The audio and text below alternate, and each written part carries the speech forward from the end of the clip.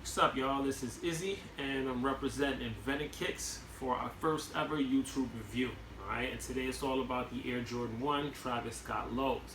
So I want you guys to make sure, before we even get into it, make sure you guys hit that subscription button below and subscribe to the YouTube channel so you can stay tuned for more reviews. Alright, now these dropped on Friday, July 19th, which was actually last Friday. And first they dropped on the Travis Scott website, which is on TravisScott.com. It was a surprise drop. I was not able to get a pair, and then the next day, which is Saturday, July 20th, Sneakers app actually released them. I said Sneakers app. Nike actually released them via the Sneakers app using the draw system, so I was able to enter, and to my surprise, I was shocked as hell when I actually got the got 'em screen and it lit up, and I was like, damn, I actually got them. So the official colorway on these is going to be the, let me see here, Black Sail Dark Mocha. Alright, and the actual label reads Air Jordan 1 Low OG SP-T for anybody that's wondering. And as you can see here, they actually come in the traditional Travis Scott Air Jordan 1 high box. Alright, so just want you guys to get a look at that. If we look on the inside of the box at what it comes with, it's very similar to what you see with the highs. Let me turn this around, it's a little bit easier this way. It's very similar to what you see with the highs. So you have your pink tissue right there with the branding of Nike Air, as well as the Jordan brand wings logo, Cactus Jack, and the Cactus Jack frown face. Alright, it also comes with some additional tissue. So it's like, you know, some white paper in here. If that, you know, matters to anybody. I know people want to know what stuff comes with, just in case they're purchasing off of third-party apps like StockX and stuff like that. Mine's have this stamp on the lid of the box, which is usually a quality check thing that Nike does. Some pairs may come with that, some pairs may not. I know with the Travis Scott highs, it was a lot of discrepancies between, you know, stamps on the inside of the box, stickers on the inside of the box here, stuff like that. So for me, this one came directly from Sneakers, from the Nike Sneakers app, and it has that quality check thing there. All right. The other thing that I want to point out that's a little bit different is actually the label. We have one of these long labels that you usually get when you get like some kind of a special release. Doesn't happen too often. So that's also different, and it has the QR code, which means it probably has a QR code on the inside tag of the shoe. Let me take a look and see. Yeah, it does. It has the QR code, so that's different. The pair I got for the highs actually didn't have that. Some might. Again, there's a lot of discrepancies with that, with the highs, but these lows don't have that. Not my pair in particular. So that's that in terms of the box. Now the shoe itself is Black Sail Mocha. All right, that's the official colorway on the box, and it's labeled as Air Jordan 1 Low OG SPT. All right, and I'm gonna just call them the Travis Scott lows. That's basically is what it is. I'm not saying that every time I want to say the shoe, but you get it. So here we have, like I said, the Travis Scott lows, and you're gonna have your black.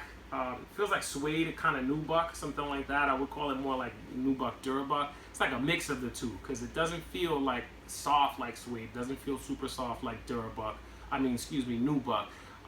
But it's not quite, you know, as flat as a durabuck. But some people might call it durabuck. So if you feel like it's durabuck, cool. I'm not mad at that. But that's the material. Now on the brown uppers, you're actually gonna find that nubuck actual material. All right, so that's a little bit more softer. You can kind of feel the hairs there on that material, wrapping around the toe box here and going up the lace holders and even on the back there on the heel. All right, now at the top part of the heel tab, you're gonna have your Travis Scott face. Once again, it's that frown face that you see in red stitching. And the difference between these and the highs is that the highs actually have the frown face embossed on the back. All right. Now my favorite part, on the outside of the shoe, you're gonna have that white leather check that Nike check that's actually backwards. So you got that backward swoosh on there. It's my favorite part of the shoe. And on the inside, you're gonna have that Cactus Jack branding in red. All right. It's not 3M like how the highs are. The highs are like that, you know, that 3M or reflective, you know, look or whatever. I'm used to saying 3M because I'm like an old school sneakerhead or whatever you want to call it. But It's not 3M per se, it's that reflective material. Who cares? Moving on. All right, now if you look at the tongue, you're gonna have your traditional black nylon tongue, and then you have the white and red Nike Air right here on the tongue. And on the left side of the left shoe on the tongue, you're gonna have that, once again, traditional Cactus Jack branding that goes straight down and across in red. Now, as far as the laces, they came with the factory laces, which are black, and the difference here is that you're seeing wax laces, which Jordan 1s typically don't come with that. I know none of the Jordan 1 highs I have came with that. I don't know if you have lows or mids that probably did, or some special releases that I didn't get that might have it. Most people not most people, but I see a lot of people that sometimes they'll go and buy those laces and put them in there, so I think it's pretty cool that they came with them. Looks good, I don't mind it. If it would have been the regular laces, it would have been fine by me. Now, as far as what other laces they come with, you're gonna see your black, pink, and then red. The red ones are kind of done in the new style, which we started seeing these somewhere around I think 2016 or so, when they started doing the remastered Jordan 1s.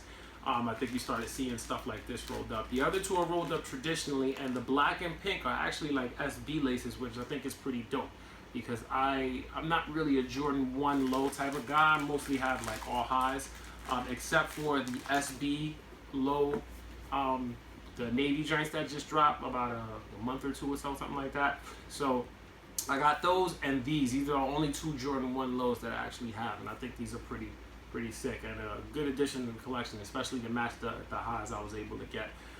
So you have, once again, that black on the toe box and on the inner and outside of the shoe on the uppers there, right? And then you're gonna have it coming up and around that shoe in brown. All right, now as far as the bottom, it's your typical Jordan 1 traction that you're gonna see with that circular motion. And on the insoles actually don't say Nike Air or anything like that. They just have your Jumpman. I don't know if you guys can see that. Try to get it as close as possible there. All right, but it has a Jordan Jumpman right there.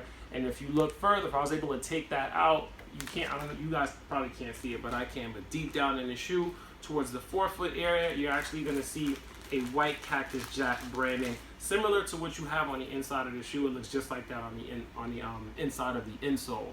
The midsole is sail, and it wraps all the way around the shoe in that same color, which I think gives it a nice little contrast between the backward swoosh and the midsole itself. Now retail, in case I didn't get into that, for these is 130 plus tax. Coming from Nike, it was about 140, something like that.